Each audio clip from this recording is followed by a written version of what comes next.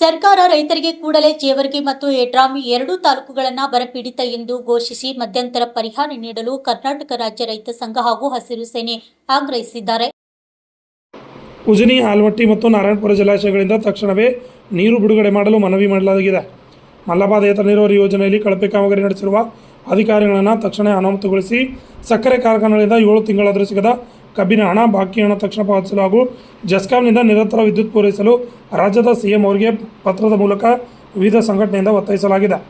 ಇದೇ ಸಂದರ್ಭದಲ್ಲಿ ಪ್ರಶಾಂತ್ ಗೌಡ ಮಾಲಿ ಪಾಟೀಲ್, ರೈತ ಸಂಘಟನೆ ಜಿಲ್ಲಾಧ್ಯಕ್ಷರಾದ ಮಲ್ಲಗೌಡ ಪಾಟೀಲ್ ಕೆಲ್ಲೂರ್, BH ಪಾಟೀಲ್, ಕನ್ನಡಪರ ಹೋರಾಟಗಾರರು ರವಿಚಂದ್ರನ್ ಗುತ್ತಿದಾರ್, ಸಾಮಾಜಿಕ ಹೋರಾಟಗಾರರು ಪರಮೇಶ್ವರ್ ಬಿರಾಳ್, ಸಿದ್ದು ಪೂಜಾರಿ, ರೈತಪರ ಹೋರಾಟಗಾರರು ಭಾಗವಹಿಸಿದರು. Lakshman Pawar, RJ32 Kannada news, Jevargi.